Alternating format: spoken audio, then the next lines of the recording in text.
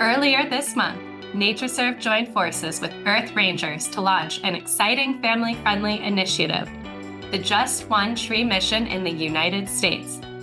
This program aims to tackle one of the greatest threats facing our planet today, climate change. Did you know that planting just one tree can have a monumental impact?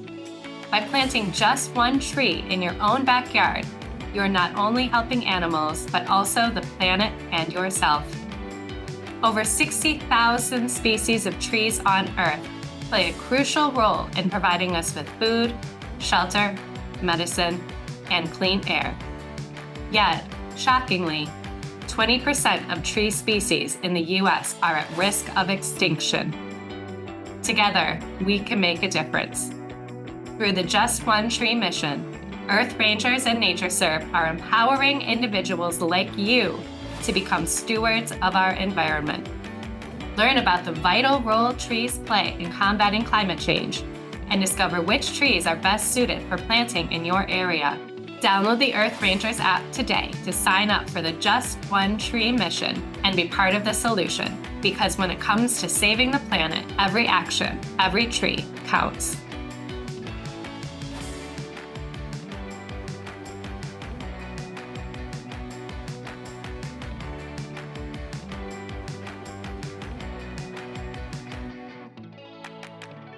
Hello, everyone.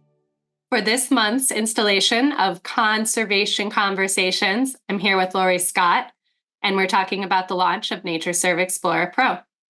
I'm Ann Bowser, NatureServe's Executive Vice President for Programs and Interim President.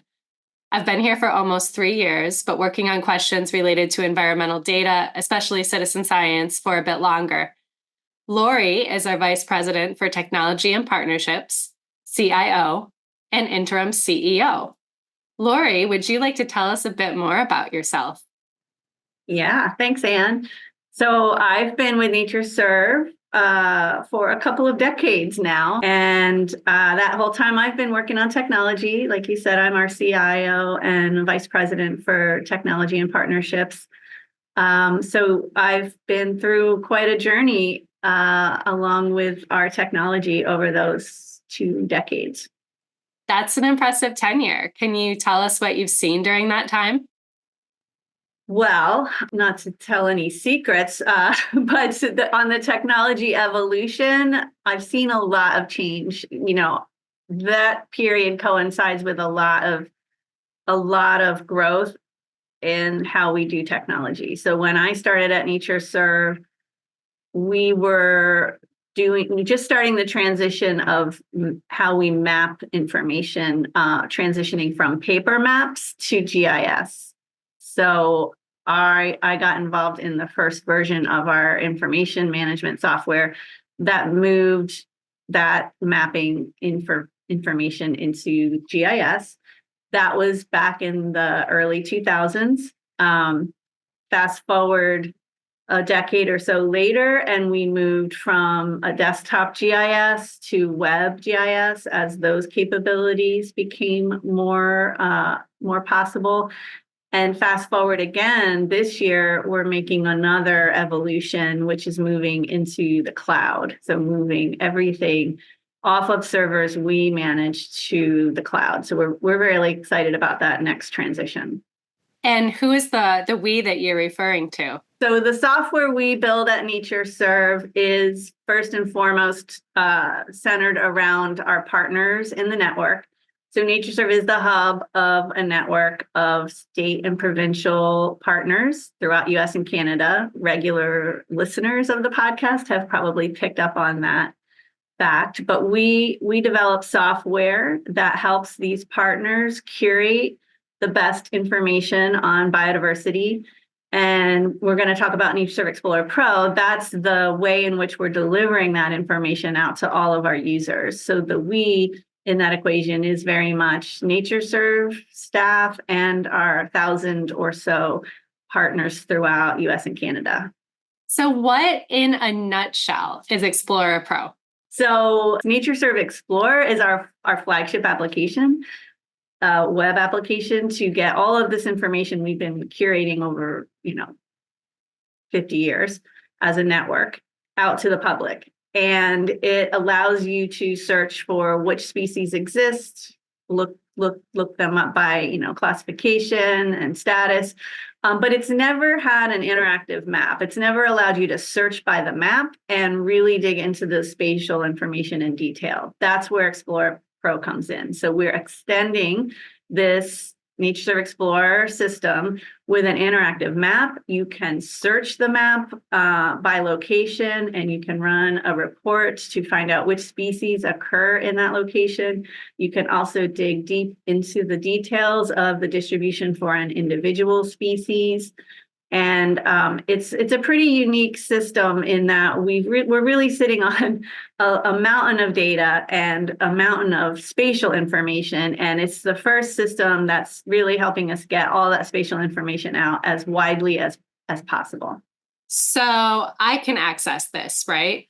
Yeah, this is publicly available. So if you go to NatureServe Explorer, there's a big button that'll say, go to Explorer Pro, launch the system. NatureServe Explorer requires no credentials. You just freely access it without logging in. On NatureServe Explorer Pro, you will first need to create an account. It's a free account. All you need to do is give us your email address, and that allows you to register for a free account. So yes, you can use it right away. What sort of data from the NatureServe network would I be getting through Explorer Pro in particular? How does this work? So the mapping information in particular, it's simply put, these are locations that have been mapped in the field, confirmed sightings of species. And as a network, NatureServe and our partners, we primarily focus on at-risk species. So think about plants, animals, even fungi, things that are have a risk of extinction or a conservation concern. These are tracked by our scientists throughout the network. And they're mapped, population locations on the ground are mapped. And so these occurrences are aggregated and displayed on the map. So you can see which states and provinces a species is known to occur.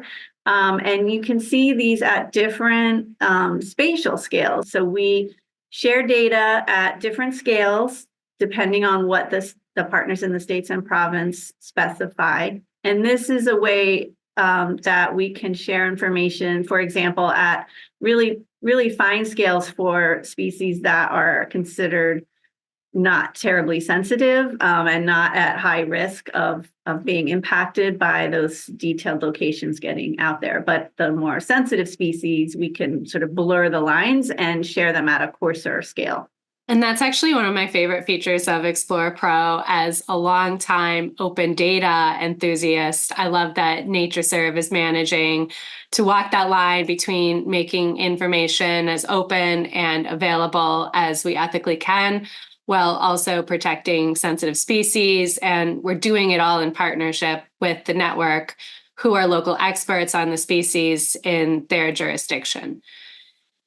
So you talked about how the element occurrence is a way of the network sharing with NatureServe and with biodiversity conservation professionals around the world where these species are known to be, but people also find value in understanding where species might be, even if we don't absolutely know that they're there yet. How does Explorer Pro meet this particular need? So we have, as a network, developed techniques for modeling the predicted habitat for species. So we have taken those best available documented occurrences and combined them with hundreds of very fine scale predictor layers, environmental predictor layers, things like soil, temperature, precipitation, elevation, things that can tell us the signature of where species have been confirmed to occur, and then extrapolate. That's not the technical term, but using modeling software, we can predict where else is the very highly likely suitable habitat. So those models are available in Explorer Pro. Currently, they're available for our partners in federal agencies and other other groups that have a license to access these very precise scale habitat models. But soon we'll be making available to all users these models at appropriate scales. So these really help fill in the white space on the map of where we may not yet have a confirmed surveyed location for a species. I think that's pretty exciting. The other thing I'm super psyched about is open data. And this release is really not the first time, but a really great opportunity to highlight the value of open biodiversity data in Canada, especially. Can you say a few words about that? Yeah, so NatureServe Explorer Pro is really helping our partners in Canada at NatureServe Canada meet the mandate in Canada for open data sharing. So it is providing a clearinghouse, if you will, for the best available biodiversity data of the NatureServe network in Canada, but it's also integrating observation data from hundreds of other data providers. And this is expanding on the data from our own network, filling in taxonomic or geographic gaps in our data. These include citizen science data from iNaturalist or other data that's been provided into a clearinghouse called GBIF, Global Biodiversity Information Facility. There's dozens, hundreds of other data providers' data that has been curated and integrated into the system. And so it really it can provide you, our users with a much more complete picture of what's happening in a given location. So I know that this is a little bit in the future, but do you think that the work we're doing in Canada is laying the groundwork for more work with open data in the US as well? Is that something that might be on the roadmap for Explorer Pro in the future? I do hope so, yes. So I know, many of our partners in the NatureServe network, not only in Canada, but in the US, are bringing more and more data from these other systems like iNaturalist into their purview. So we are excited about building more capabilities to help our partners bring these data together with our network data, and whether it comes through those state and provincial partners or directly to NatureServe. I think there's a couple of different avenues where we've laid the groundwork with what we've done in Canada with these observation data to expand that throughout North America. Yep. That's super exciting and also timely because I know that iNaturalist has recently reached a new level of independence, and we'll talk more with them about what that means at our upcoming Biodiversity Without Boundaries or BWB conference. What else is coming for Explorer Pro? Well, yeah, we're really excited about this release we're launching, but of course, there's more capabilities in our roadmap that we're hearing requests from our users, what they'd like to see. A few capabilities that are in the near term horizon. Some expanded ways for users to download the data they're viewing on Explorer Pro is one improvement, and that will allow those users who have more advanced desires to integrate the data, analyze the data in their own system, combine it with their own data. Another, I touched on it briefly earlier when we were talking about habitat maps or habitat models, is the ability to share those models at appropriate scales to all public users, so that when users will run a report for a place, they will learn not only which species we've documented to occur there, but also which species we predict are likely to occur there. And those models will have included in them a confidence rating, as well as indication of the probability that that location is suitable. So we show these models as a categorical result in terms of high, medium, or low probability of suitable habitat.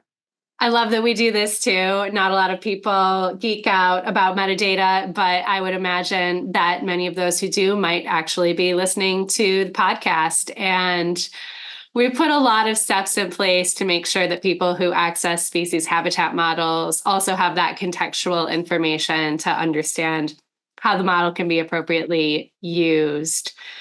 So I'm hoping that a lot of our listeners are going to sign up for that free Explorer Pro account after we sign off today, if they haven't already done so. Who else is using this really important tool? Well, we have a lot of different types of users, but a couple of examples. In the US, we have a number of federal partners who are using the tool. We've shared data with federal partners for years, and it's often been a bit more of a cumbersome data sharing process. So we're excited with Explorer Pro to make that a lot more seamless, where we can digitally provide access through a subscription to NatureServe Explorer Pro. Those partners can log in and access their licensed data set instantly. So we've got agencies like the U.S. Forest Service or the BLM. Many federal agencies manage land, and accessing our data helps them better understand what's on those lands and inform their planning and management activities. We've also got users in the private sector who, for example, are complying with voluntary standards like the Sustainable Forestry Initiative. So they can run place-based reports through Explorer Pro, understand which species are documented or predicted to occur on those lands, and help them comply with those sustainable forestry standards. So basically, anybody who wants to use area-based reporting to make land management and stewardship decisions. Yes. Or even academics and other researchers want to understand the most they can about a particular species or taxonomic group, because we have the place-based reporting, but we also have tools to explore an individual species range and habitat model as well. Yes, we do. So my last question, we started this podcast by hearing about this cool journey from paper maps through GIS and into the future. As NatureServe's CIO, Vice President for Technology and Partnerships, what are you most excited about when you think about the benefits of emerging technologies to advance biodiversity conservation?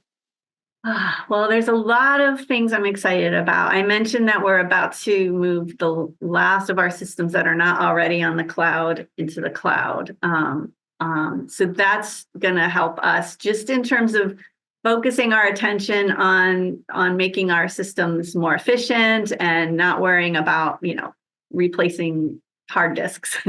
Once we're in the cloud, there's so many new capabilities on the horizon. AI, everybody's talking about AI, so I'll hit on that one, for example. The modeling that we were just talking about, predictive habitat modeling, that's a form of AI, machine learning, that is used in these model software. But there's other pieces of how we work that are somewhat labor intensive. We have to pay a lot of attention to having a shared language so that we can harmonize data across all of US and Canada. So we care about taxonomy, which is a somewhat arcane topic, but it's labor intensive to do that. Let me just leave it there. And we really see a lot of potential in reducing the effort involved in, the staff time involved in how we do that. We rely on information from literature searches and Google searches, and we know there's natural language processing that can speed that up.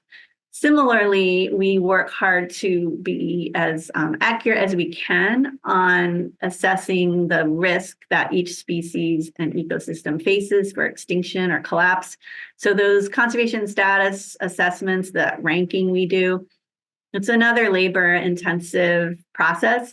And we see really great potential there for AI as well to speed up the rate at which we can do those assessments. And that will mean that the data we're providing through Explorer Pro and our other tools will be as up to date and accurate as it can be. So we're very excited about that. Doing more quickly, more efficiently means we can just turn our attention to more and more conservation challenges in the future. I love that dream. Well, thank you very much for talking with me today about Explorer Pro, and I look forward to working together on the next couple iterations. Me too. Thanks for the chance to talk it out and share our news with all of the podcast listeners. Thanks, everyone.